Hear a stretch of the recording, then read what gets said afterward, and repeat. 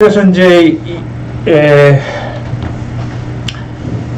이제 우리가 진공의 뭐 많은 이론이나 고대나 현대나 양자역학에서도 뭐 에테르라는 얘기가 많이 나오는데, 그 에테르는 적고 이제 아까 이제 빛이 전달하는 메테리아가 있냐 하는 개념에서 빛이 있냐 하는 개념에서 이제 빛과 진공에 대해서 한번 얘기를 해보겠습니다.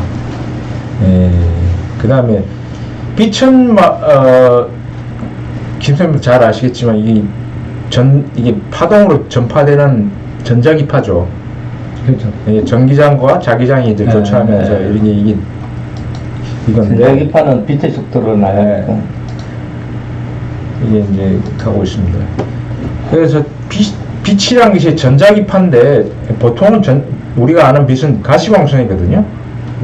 그러니까 빛은 파동이니까 파장으로 구분할 수 있어요. 파장, 웨이브랭스로 구분할 수 있는데, 빛은 계략적으로 이게 파장이 이게 메타로 표시되면은 10의 마이너스 7승 범위에 있는 파장의 길이, 이게 보면 이게 하나의 파장이죠.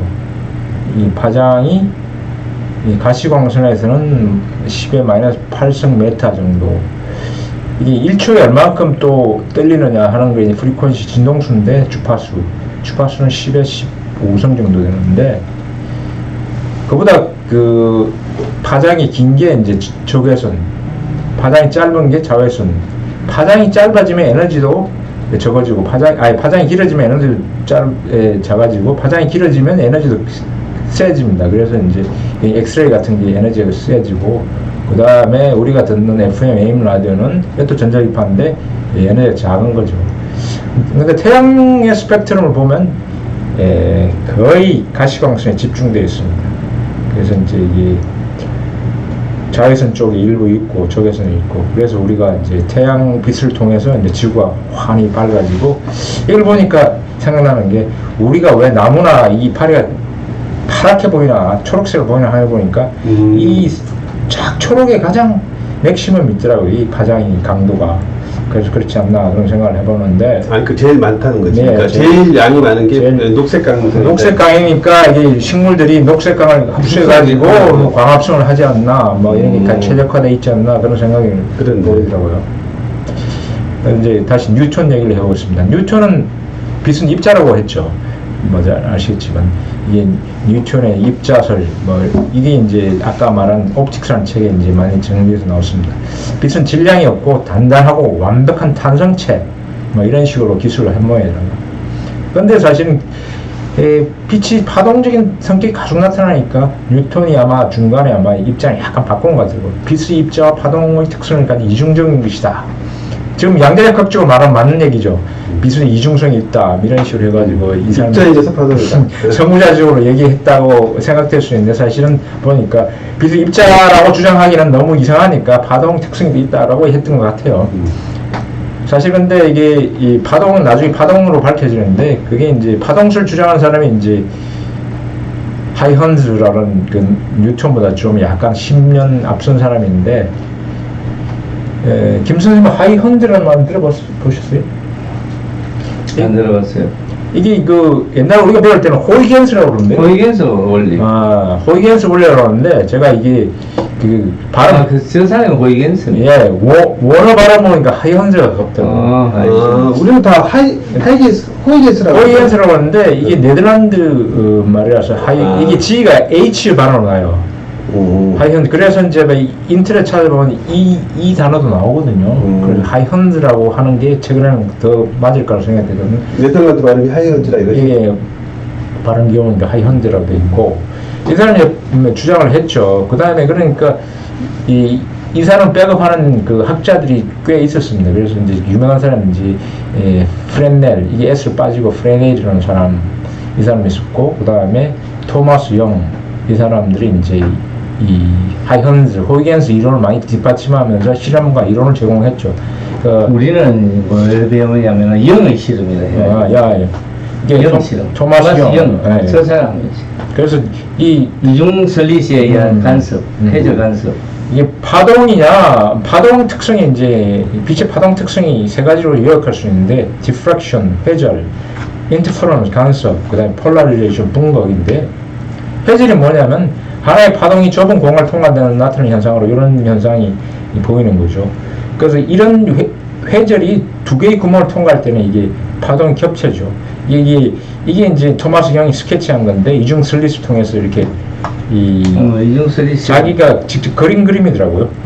그래서 이 슬릿 슬릿을 통과하고 나면 통과하면 주문이 나오잖아. 그러니까 회절이 두 개의 회절이 겹쳐가지고 이런 무늬가 형성되는데, 이것이 이제 간섭 현상이죠. 두 파동이 겹쳐 생기는 파동. 그래서 이런 여러 가지 이상한 다양한 멋진 무늬를 만들 수 있는데, 극단적으로 두 파동이 완전히 상쇄될 수 하더니 이렇게 완전히 까맣게 보이기도 한다고 그러네요. 파장이 이렇게 하나는 플러스고 하나는 마이너스 이면 완전히 상쇄돼가지고 까맣게 보인다. 이것이 이제 간섭 현상이 얘기한 것이다. 그리고 분극은 뭐 폴라리제이션이라고 하는데, 이 전단파, 이게 좌우 내지는 상하로만 움직이는 이 파동을 의미하는데, 진동자가 이게 뭔가 진동하면서 상하로 움직이나 좌우로 움직이는 이걸 이게 폴라리제이션, 분극이라고 하는데, 이 분극 현상은 결국 모양에 보듯이 횡파거든요. 이렇게 횡파잖아요. 그 다음에 이게 전단파라고 얘기도 하고, 그래서 이런 특성을 종합해보면 빛은 파동으로 진공을 통해 전파한다, 이런 결론이 나오죠. 그러니까 뉴턴의 이제 입자설은 이제 폐기가 되고, 이 파동술이 이제 완전히 장악을 하게 되는데, 이론적으로. 그런데 아까 뭐 김선생이 말씀하신 대로 진공의 빛을 전달하는 매질이 있는가? 매질이 있어야 파동이 전달하는데, 그 당시 그 사람들이 이제 그걸 과학적 에테르, 유체 같은 걸로 생각했어요. 그래서 그걸 이제 증명하려고 했던 사람이 이 바로 마이켈슨이라는 사람인데,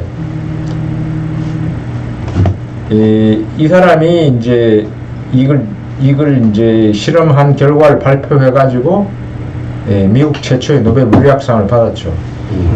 이게 이제 에테르가 그냥 정지된 상태로 있으면 되는데, 태양이 움직이잖아요. 은하의 중심으로 회전하잖아요. 태양도 움직입니다. 이게 움직이면 상대적으로 에테르가 이쪽으로 진행한다는 느낌을 받잖아요. 우리가 이제 태양 주위를 돌고 있으니까, 태양이 가고 있으니까 지구도 따라서 가니까 반대로 에테르는 우리 쪽으로 흐르고 있다는 생각을 가질 수 있거든요. 그래서 이 태양을 주위를 도니까 이쪽에는 수평면, 이쪽은 수직면, 이 차이가 그 빛의 파동에 영향을 미친다. 그리고 이 두 파동을 겹치면 간섭 현상이 나타날 것이다, 라는 생각을 했는 것 같아요. 그래서 이 사람이 만든 게 이제 간섭계 만들어가지고, 여기 보면 광원을 이렇게 쏘고, 한쪽은 이렇게 반살시키고, 반살시킨 빛이 다시 탐지기 여기로 와요. 한 개 이쪽으로 갔다가 이쪽으로 오고, 하나는 여기로 갔다가 다시 이쪽으로 와요. 그러면 이 빛하고 이 빛하고 간섭이 생길 것이다, 에테르 때문에. 이런 추측을 했는데, 간섭 현상이 나타나지 않았다. 그 다음에 그래서 에테르라는 것이 없다, 이런 식으로 발표를 했고, 이게 1880년에 시험을 했는 거, 그다음에 발표를 해가지고 에테르는 없다라고 이제. 이 사람은 그러면 유체라고 본 거지. 그러니까 일종의 유체라고 봤다는 것은 광학적 에테르, 유체라고 봤죠. 그래서 빛을 전파하는 유체라는 것은 기체 또는 액체인데, 이게 없다는 것을 확인한 거죠. 그래서 유체가 없으니까, 이 에테르가 없으니까, 그 옛날 고대 때부터 나온 에테르는 없다. 그런데 아인슈타인은 에테르 때문이다 그러고, 디렉도 에테르다 뭐 그러니까. 뭐 나중 얘기지만 이제 우리 김 박사는 지금 고체 특성이 지금 얘기할 게, 그러니까 정리를 하자면 이런 파동으로 이제 전파를 하게 되는데, 전기장과 자기장이 교차하면서 에테르가 없는 진공 속을 광속으로 이동하는 전단파이다, 이런 식으로 결론을 낼 수 있는데, 여기서 하나 우리가 이제 약간 색깔로서, 음파 중에 종파는 액체에서 전파되나 전단파, 횡파는 전파되지 않는다. 물속에서는 이제 전단파가 횡파되지 않는다, 그런 뜻이죠. 그러니까 피파, 에스파 우리 지수파에서 종파가 이제 피파, 프라이머리 파고 이제 에스파는 세컨더리 파, 뭐 이런 걸 전담파하고 이렇게 되는데 지구를 보면 이렇습니다. 지구는 바다가 있고 산도 있고 그 밑에 멘틀이 있잖아요. 그 밑에가 지구 외핵이 있고 그 중심에 내핵이 있습니다. 내핵은 고체고 외핵은 액체인데 이 가부지랑도가 어떻게 하느냐? 지구 외핵은 음파 중에 횡파, 전단파가 전달되지 않아 액체로 추정이 된다. 그러니까 음파가 이제 전달이 안 되죠. 그래서 이제 음파 중에 전단파, S파가 전달이 안 된다. 뭐 그래서 이제 이게 액체다 이런 식으로 이제 결론을 내리고 있는 상태죠. 그래서 액체에는 전단파가 전달이 안 된다. 이런 그러니까 이제 빛도 그 이 고체를 그러니까 보통 그 전달이 안 되기 때문에 횡파가 뭔가? 아니 빛은 진공에서 횡파인데 전달된다. 그러면 그 횡파라는 증거가 뭐냐고? 아까 폴라리제이션. 아 그걸로. 이게 이 어떤 전단파에서만한 특징이 나와 있죠. 이게 폴라리제이션 분극이 있기 때문에 이건 전단파이다. 라고 이제 결론을 내리는데 그래서 전단파가 움직이니까 이거는 유체는 아니다. 그건 결론을 낼 수가 있거든요. 그래서 그거는 이제 이미 알려지는데 마이클스 몰리 실험은 사실 이걸 실험할 필요가 없었던 거죠. 액체 내지는 기체를 에테르라고 생각해가지고 했는데 사실은 뭐 액체가 없다는 걸 확인한 거는 중복된 얘기죠. 그러니까 전단파라고 알려져 있는데 그래서 에테르는 가상의 유체, 기체 또는 액체라고 했는데 그건 아니라고 확인됐고 전단파는 유체에서 형성되지 않는데 진공은 그럼 고체일 가능성이 하나 남았잖아요. 그래서 이제 지금 봅시다. 아인슈타인의 에너지 질량 등가 원리가 E = mc 자성이잖아요. 이게 유명한 식이잖아요. 그러면 이걸 이제 이 빛의 속도로 이제 변화를 시키면은 이게 어떤 식이 나오냐면 E는 E 나누기 m을 루트로 씌우면 되는데 여기다가 양쪽에다 부피를 나누면은 이 에너지를 부피로 나누는 상수가 있고 질량을 부피로 나누면 밀도가 되거든요. 만약에 진공의 고체라고 한다면 이 GV라는 상수는 진공의 전단 탄성 계수가 되거든요. 이게 이걸로 매칭이 됩니다. 그래서 보면 전단 탄성 계수가 뭐냐? 전단 탄성 계수는 여기 보면 이런 사각형을 여기서 이제 면에다가 손바닥을 대고 딱 밀어요. 그러면 이게 약간 밀리면서 이 에너지가 저장되잖아요. 이 딱딱한 것은 여기 움직이는 게 굉장히 작을 테고 두부처럼 물렁한 것은 많이 움직일 겁니다. 이게 이제 많이 움직이고 적게 움직임에 따라서 이 전단 탄성 개수 값이 달라지는데 두부 같은 경우에는 2 내지 6kPa 정도, 뭐 이 kPa이라는 것을 정확하게 설명하지는 않고 그러니까 비교 수치로 납도 물렁한 금속 중에 하나인데 이 전단 탄성 개수가 5,600이거든요. 그러니까 뭐 우리가 상식적으로 생각하면 굉장히 물렁하니까 이게 잘 밀리고 그다음 요거를 보면 이 1000배 이상이 되겠네요.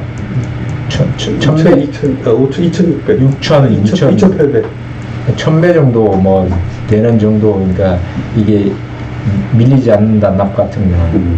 그래서 전단 탄성 계수는 전단 변형으로 제작되는 단위 부피당 탄성 에너지거든요. 이 전단 탄성 계수가. 그러면서 이제 그러니까 진공이 고체라면 이 아까 그 상수는 전단 탄성 계수로 생각할 수 있는데 또 하나 이건 제가 발견한 것 중에 하나인데 전단파의 고체 내 전파 속도는 이런 식으로 표현되거든요. CS 이게 속도에다가 이제 이 전단파라는 개념으로 하면 이게 G 나누기 로 해가지고 루트를 씌운 거거든요. 이걸 다시 부피를 넣어가지고 부피를 없애버리면 루트 E 나누기 M이 되고 결국 이걸 다시 그 아인슈타인의 질량 등가랑 비슷하게 표현하면 E = mc's 자성이 되거든요. 또 형태가 똑같아요. 이것도 전단파이고 빛도 전단파이고, 그러면 이 결론적으로 뭐에 도달하면 에너지 질량 등가 원리는 빛의 고체 내 전파 속도식이랑 똑같다. 이런 식으로 결론을 내릴 수가 있습니다. 그 부분은 어렵다.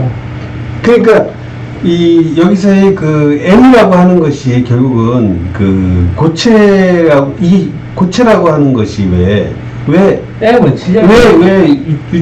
저기 뭐야 그 고체냐 이거지.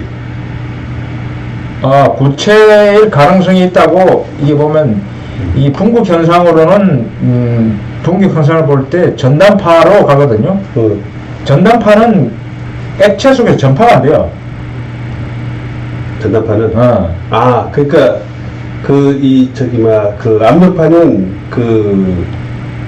압력파는 물 속에서 이게 뭐 이렇게 그렇지. 압력파 물 자체가 그냥 밀려버리니까 이게 안 되는 이게 거야. 이제 흔들린다고 해서 사람들이 이게 전파되는 그런 게 아니라는 개념이고 가지 않는. 그래서 아까 지구에서도 지구 외곽은 액체이기 때문에 이 전단파가 전달이 안 되고 결국 빛은 전단파인데 진공 속을 전달한다 그러면 진공이 고칠 가능성이 있다. 이런 개념이죠. 그래서 여기 두 번째 이쪽은 그 수식적으로도 똑같다. 수식적으로도 그러니까 이게 이제 고체 내에서 전파 속도를 이걸 수식을 보면니까 E = mc 자성이다. 똑같다. 그러면 빛이 전파하는 속도식하고 음파가 고체 내에서 전파하는 속도식하고 똑같다. 그러면 뭐야, 진공이 고칠 가능성이 더 높은 거죠. 그러니까 그러니까 횡파가 아니고 매질이 차죠. 매질. 요거는 이제 이 매질은 이제 메탈, 금속이라고 생각하면 되고, 금속은 다이아몬드라는 생각을 하면 되고, 진공은 엄청난 다른 질량이 큰, 양자역학에서는 질량이 엄청 큰 걸로 계산되어 있잖아요. 질량이 큰. 그래서 이제 예를 들자면 이렇게 돼. 진공의 그 전파 속도 시간 이렇게 표시되는데, 여기서 아까 진공 밀도가 양자역학에서 플랑크 밀도라고 하면서 이제 이 값이 우리가 이 논문에 나와 있거든요. 이 값을 대입하면 진공의 전단 탄성 계수는 집에 100선 기가파스칼로 나오는데, 비교하기 위해서 다이아몬드의 전단 탄성 계수는 뭐냐면 500밖에 안 돼요. 500 정도. 그러니까 진공이라는 게 저정도의 전단 탄성 개수가 있어야지만 빛이 전파가 된다 이런 거죠. 그러니까 난 저게 이해가 안 되는 부분인데, 아까 그 책을 읽어도 참 진공이라면 이만한 통 안에서도 완전 진공을 만들 수가 있잖아요. 안에 있는 입자를 그렇죠. 완전히 빼가지고. 그럼 그놈이 질량이 있느냐? 전단 탄성 계수가 있다고 볼 수 없는 거 아니에요? 질량이라는 것은 좀 나중에 디파인 하는데, 이만한 통에 완전 공기를 뺐어. 모든 안에 있는 입자를 다 뺄 수 있잖아. 어떤 흡입. 맞아요. 근데 그러면 그 안에 이놈이 그보다 그 다이아몬드보다 더 단단한 산성 계수를 가진다는 거는 이해가 안 되는데. 그게 이제 모든 질량, 에너지 이런 거는 에너지는 이제 진공 자체가 하나의 플랫폼이죠. 그 안에서 진공이 아까 말하는 진공 요동처럼 떨리면 질량이 생겨나고 물질이 생겨나고 이런 개념이죠. 그러니까 모든 걸 빼냈다는 것은 에너지를 빼내는 거지, 진공이라는 매질을 빼내는 거 안에 있는 모든 걸 다 빼낸 거 아니에요? 진공은 남아있는 거죠. 진공은 남아있지. 진공은 남아있는데 그 안에 이제 완전히 뺐는데 그 안에 뭐가 생겨? 그러니까 이제 이 수식을 하려다 보니까 GV가 빛의 속도가 나오려면은 저 GV가 무지 커야 되잖아. 결과적으로. 아래쪽에 저 이름을 뭐라 그러지? 밀도하고 최적이잖아. 근데 그 밀도는 빛이 그 진공을 왔을 때 그 밀도는 어떻게 되는 거야? 진공 밀도를 이제 양자역학에서 플랑크 밀도라고 하면서 이런 식으로 표시되는 거죠. 그렇게 한 거라 이제. 여기 하나 예지. 그러니까 플랑크 밀도가 정말 맞는 건지 모르지만 예를 들어서 굉장히 단단해야지만 이런 속도가 나온다. 그럼 이 플랑크 밀도가 잘못되지 않았을까? 그럴 가능성도 있지. 근데 여기 보면 여기 두 식을 보면 이게 뭐 재료에 가까우면은 이것도 낮을 수도 있지. 그렇지. 이게 상대적인 거니까 이건 단지 예로 플랑크 밀도라 그러면 이렇게 된다. 이렇게 된 거고. 그다음에 좀 진행을 해보면 진공을 아까 모든 걸 빼면 아무것도 없다. 뭐 말씀하셨는데. 그게 일반 사람들이 생각해요. 네, 그렇죠. 근데 진공은 에너지 저장할 수 있는 매질이라고 그 옛날에 그 이미 상당히 오래전에 알려져 있어요. 그게 이제 맥스웰 방정식에 나오는 얘기인데, 맥스웰이라는 사람이 뉴턴 다음으로, 뉴턴은 그 버금가 유명한 사람이고 굉장히 획기적인 사람인데 1830년부터 1880년대까지 살아났는데, 이 사람이 스코틀랜드 수학자며 과학자인데 전기, 자기, 빛이 동일한 물리 현상으로 이제 밝혔고, 그 다음에 이걸 이제 집대성한 방정식이 맥스웰 방정식입니다. 고전 전자기학을 집대성한 사람, 아주 위대한 물리학자 중에 하나죠.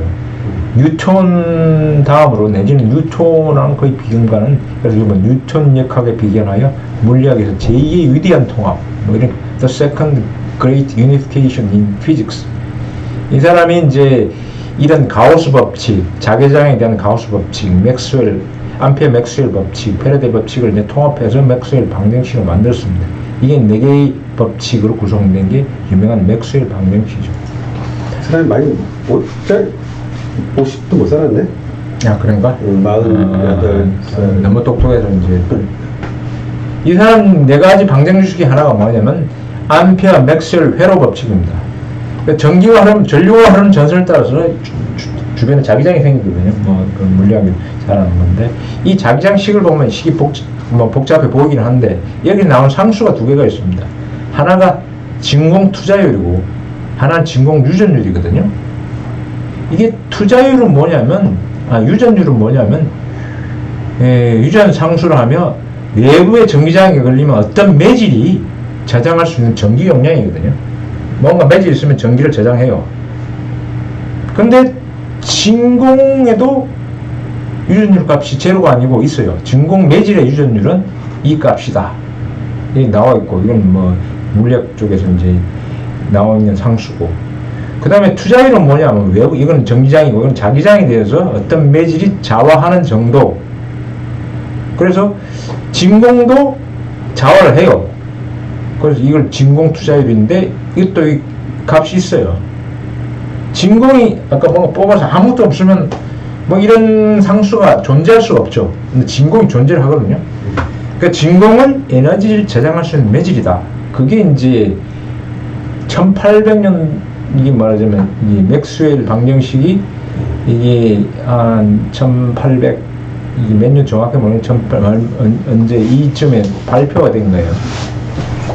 그러니까 이제 결과적으로 우리가 진공 상태에서 빛이 지나간다는 것은 이 여기 여기 그 투자입이 있다는 얘기는 뭐냐면, 이 자체가 그 에너지가 빛이 없어져 변해서 오는 게 아니라 얘가 다음 빛에 그 에너지를 전달해주고만 얘는 또 다음 넘겨주는 식으로 해서 진행이 되는 거지. 그러니까 원래 빛이 RGA가 오는 게 아니고 저장돼서 다음에 넘겨주고 그렇죠. 매질해서 전기가 전기 신호가 가듯이. 그렇지. 그런 말을 그렇죠. 하는 그러니까 진공도 역시 마찬가지로 그런 개념이 된다. 그 얘기가 이제 조금 나오는데, 이게 빛의 속도가 이게 초당 30만 km야 되는데, 이게 이제 바로 이 식입니다. 빛의 속도식은 아까 투자율, 그 다음에 유전율, 이 곱하기에다가 누트를 씌워가지고 이 역수가 바로 빛의 속도가 됩니다. 이 식이 바로 이제 그 진공이 에너지 저장한다는 걸 나타내는 가장 핵심적인 식이거든요. 그래서 이 값 때문에 이제 빛의 속도가 다 이렇게 정해지는 거예요. 그러니까 결국은 진공이라는 것이 그 에너지를 전달하는 네, 그렇지. 에너지를 전달하는 뭔가 그 격자가 있다라는 네, 그렇죠. 것을 의미하고 마치 그 파도가 멀리 있는 물이 여기 오는 게 아니라 파도가 온다는 거는 계속 파도에 전파하는 거 아니에요. 그렇죠. 그와 마찬가지로 그 에너지에 전달하는 진공 안에 전달체 물질이 있다는 거죠. 그러니까 에너지가 저장되는 뭔가. 그러니까 빛은 진공 매제 저장되는 에너지의 전파 이렇게 전파되는 어떤 격자의 어떤 네. 뭔가가 있다는 네. 거지. 그러니까 이제 그래서 그게 이거잖아요. 뭐라 하나 탁 때리면 되는 거. 도미노 이론이요? 아, 도미노. 그렇지. 도미노식으로 탁탁탁탁탁 그렇죠. 내려가는 거 그렇죠. 있잖아. 그런 거죠. 그런 어떤 그렇죠. 형태라는 그 이야기지. 파도처럼 저 멀리 있는 파도가 오는 게 아니라 전달해서 파도가 오는 것처럼. 그래서 이제 거의 다 왔네. 정리를 해보면 이렇습니다.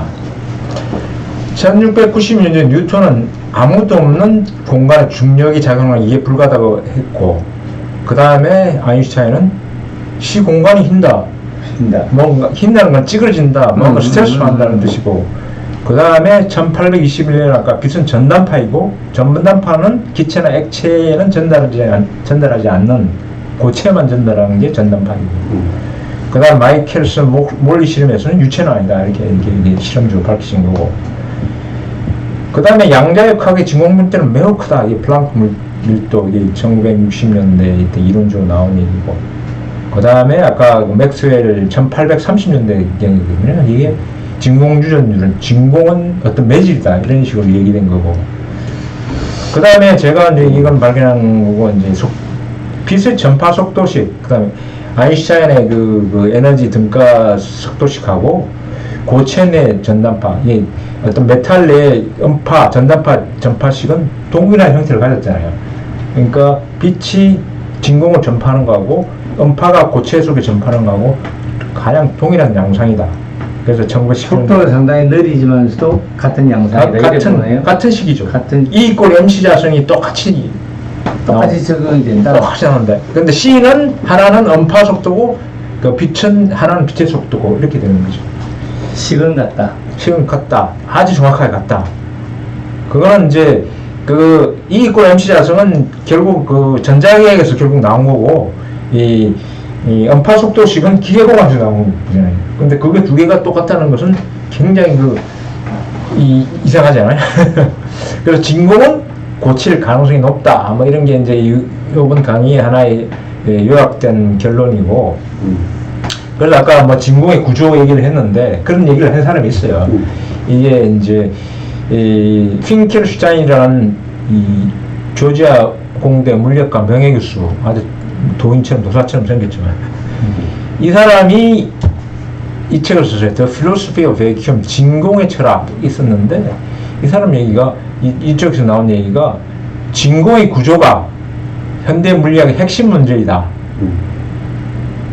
중력 이론과 양자 이론이 완전히 틀린 구석이 많은데 맞지 않는데 이걸 통합하는 게 부차적인 문제다. 이런 식으로. 그러니까 말하면 이 부차적인 문제는 이걸 해결하면 끝난다. 그렇지. 진공에 이제 모든 답이 있는 거지.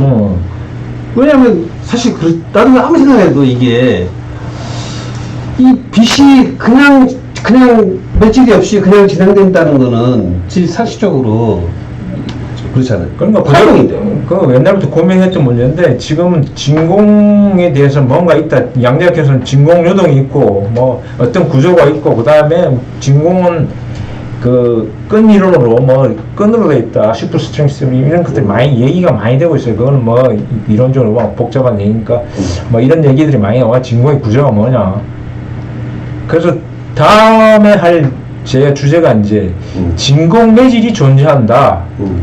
뭐 고체와 유사한 모질이 존재하는데 왜 이렇게 존재하는데 중력이 생길까? 그래서 그때 중력의 기원은 진공 매질의 특성과 관련해서 중력의 기원이 뭘까를 고민을 했고, 결국 여기서 하면서 그 중력 질량과 관성 질량이 왜 같을까? 이런 제가 나름대로 해답을 내놓습니다. 그러니까 이제 다음번에는 이제 중력의 이제 기원에 대해서 그러면은 우리 김 박사, 그러니까 지금까지 했던 건 어떻게 보면 좀 이미 나와 있던 이론들의 소개를 한 거고, 그다음에 이제 뭐 김 박사가 새로 발견했던 거는 아까 저기 빛의 속도하고 음파의 속도랑 음파 같은 속도 구조다. 같다. 같은 수식이 같다. 수식이 같다는 거고. 네. 그게 이제 밀도의 차이, 밀도의 차이에 따라 속도가 다를 뿐이지. 밀도하고 그 다음에 음. 전단 탄성 개수만 달라서 다를 뿐이지. 그렇지. 결국은 결국 같은 거라는 거지. 같은 그걸 뭐라고 해야 하나 물리학적으로 말하면 대칭이 있다, 대칭성이 있다 그렇게 하죠. 그렇지. 그래서 이게 중력은 우리가 무게를 잴 때 우리 몸무게가 바로 질량으로 환산이 되고 관성 질량은 얘가 가속을 시킬 때 느끼는 질량이거든요. 그게 이론적으로 같을 리가 없는데 실제는 같거든요. 엄청나게 같은데 왜 같으냐 하는 걸 얘기를 이제 다음번 우리 강의가 굉장히 기대가 되는데 일단 오늘 강의만 갖고 우리 이제 저번에는 이제 우리 약대를 나오신 우리 학생이 양금모 학생이 이제 와서 이제 좀 사실은 좀 우리 너무나 좀 이렇게 초보적인 물리학에 대한 지식이 없는 상태에서 들었는데 오늘 물리학 교사로서 평생을 이제 학생을 가르쳤던 입장에서 이 보면 이론 자체가 아마 처음 어떻게 좀 생소하기도 하고 처음 듣는 얘기도 있을 것 같은데 어떻게 오늘 그런데 전반적으로는 기본 우리가 가지고 있던 그동안에 학자들이 이야기했던 그런 이론적인 바탕은 가지고 있어요. 가지고 있는데 이해가 안 되는 부분이 이제 앞으로 계속 들어봐야 되겠지만 진공이라는 것, 그 진공이 탄성이 대단히 높아가지고 다이아몬드보다도 더 높은 탄성 개수를 가지고 있으면서 그 안에서 또 질량이 그 안에서 물체가 생성이 되기도 하고 진공 안에서 어떻게 그것이 어떻게 어디 진동을 해야 된다나 진공이 진동을 해야 된다나 그 안에서 진공 격자가 있는 거야. 아까 말하는 격자가 있어요. 그 안에 뭔가 전달하는 아무것도 없는데 분명히 있지 않고서 설명할 수 없다는 그러니까 거죠. 이 사람도 얘기했지만 진공 구조가 현대의 물리고 그 다음에 이제 지금 나오는 게 스트링 시어리 그래서 끈 이론도 보면 아주 미세하게 진동자가 있다 이런 식으로 얘기를 하고 있거든요. 혹시 이 책은 보셨어요 이거 이 양반 책은? 아니 이건 뭐 어디 그래서 나는 앞으로 이제 궁금한 게 과연 그 진공 안에 어떤 격자, 그 진공 안에서도 뜰림이 있는지, 이것이 우리가 옛날에 이런 거 있잖아요. 분명히, 이거는 진공 속에서의 모든 질량은 직진한다. 아무것도 없으니까.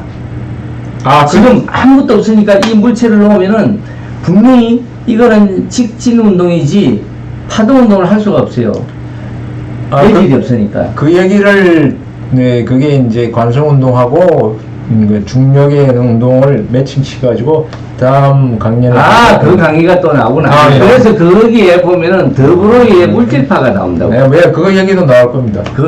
더브로이 물질파는 완전 완벽한 진공이거든. 그 완벽한 진공에서는 분명히 내가 이걸 놓았어요. 물체를 놓으면은 이렇게 나와야 되잖아. 직진. 중력 방향으로 떨어지겠죠.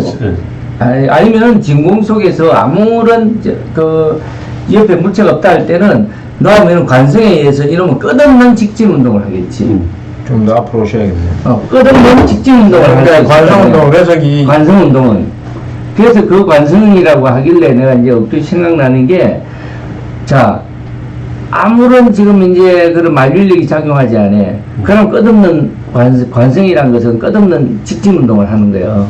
맞습니다. 네? 맞잖아요. 네. 그런데 그 직진 운동을 할 때는 파동 운동을 하는 게 아니라고.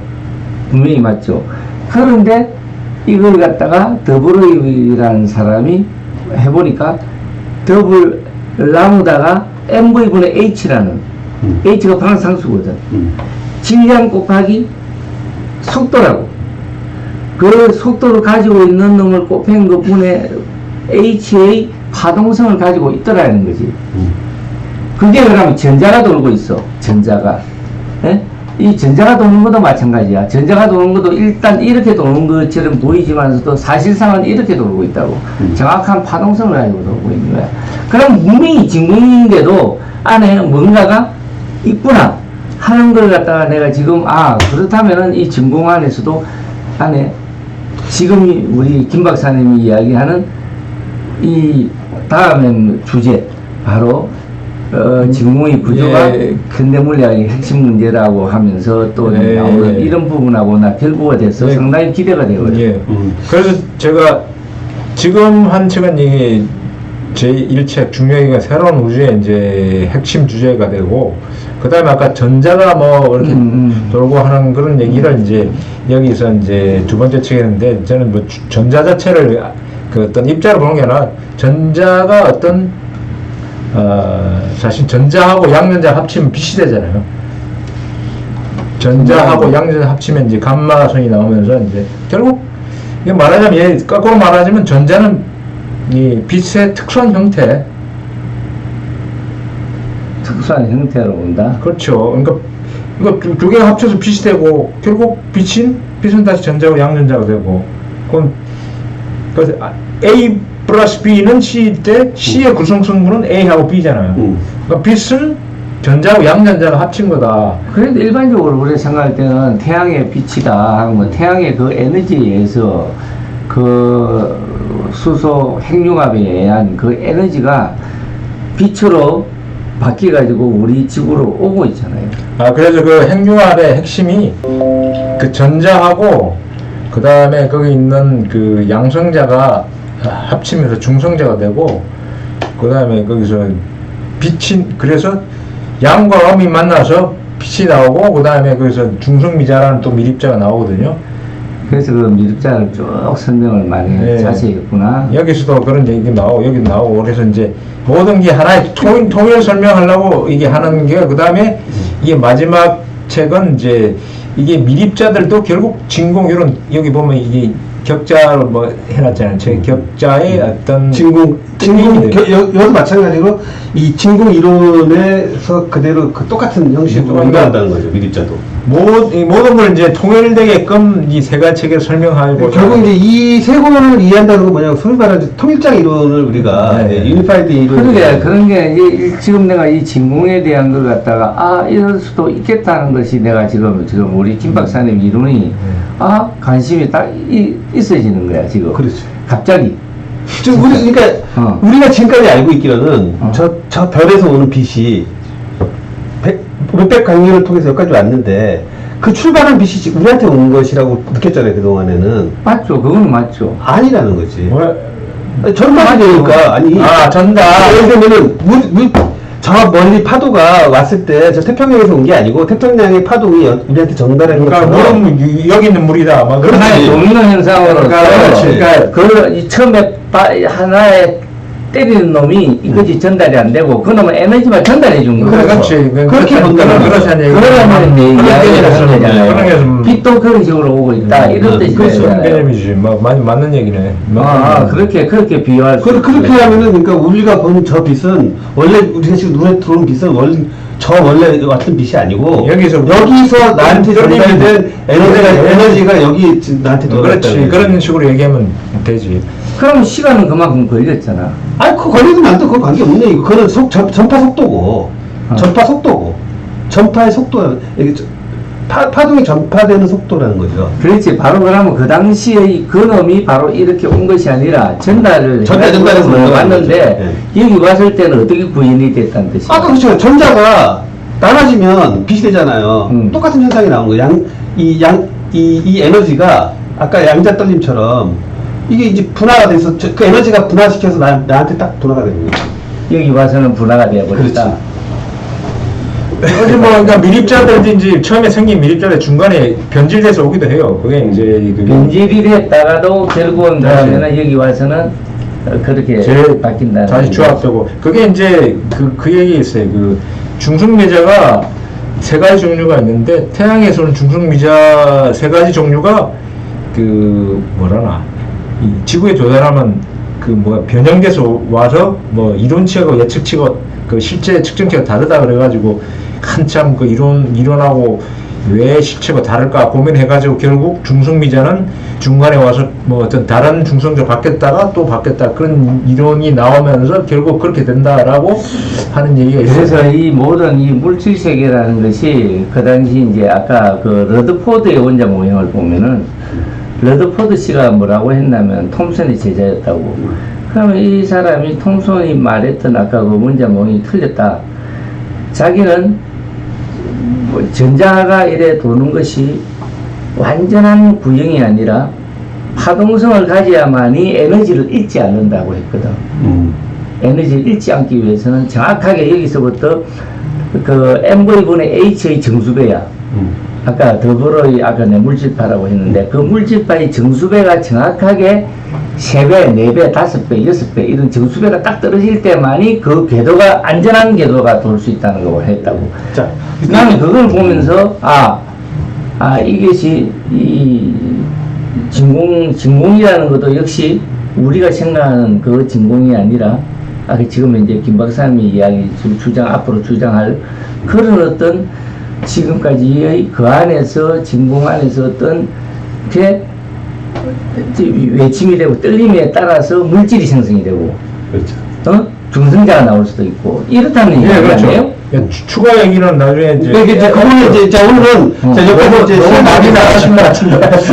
오늘 몇 가지 오케이. 그러니까 궁금해가지고 이제 질문하기. 이제 다음 시간이 더 기대가 되는데 이제 우리가 이제 내가 지금 이야기했던 그런 어떤 질문 이야기들이 이제 앞으로 계속 나오게 되죠. 오케이. 그래서 이제 오늘 했던 그 내용을 갖고 조금 더 이제 한번 복습도 해보고 다음 시간에 우리가 기대가 되는데 저도 뭐 시간이 되는 대로 한번 그 공부 좀 해서 다시 좀 질문이 우리가 좀 더 좀 우리 시청자들도 많이 알 수 있는 그런 아까 우리 처음에 그런 부분은 막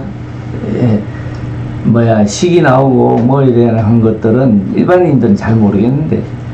그러니까 이제 저도 잘 모르지만 그러나 이제 이런 시계에서 도출된다. 우리가 무슨 얘기를 하고 있는 거는 이제 고등학교 정도면 그래도 좀 이해할 수 있지 않을까. 그리고 식을 안 넣으면 좋은데 이게 식을 안 넣고만 하면 너무 이게 그렇지 또 뻔했을 가능성이 생겼는데 그러니까 수식을 딱 보여주고 이게 보여주면 이게 멋있어 보이잖아요. 자, 그러면 이야기는 이 정도로서. 자, 오늘 그러면 이제 저 시청자들한테 이제 인사하고 자 오늘 그 중력의 이제 기원에 대해서 우리가 다음 시간을 기대하면서 자 오늘 그 김 박사님하고의 강의를 이것으로 일단 마치도록 하겠습니다. 네, 수고하셨습니다. 네, 감사합니다. 네, 감사합니다. 바이바이.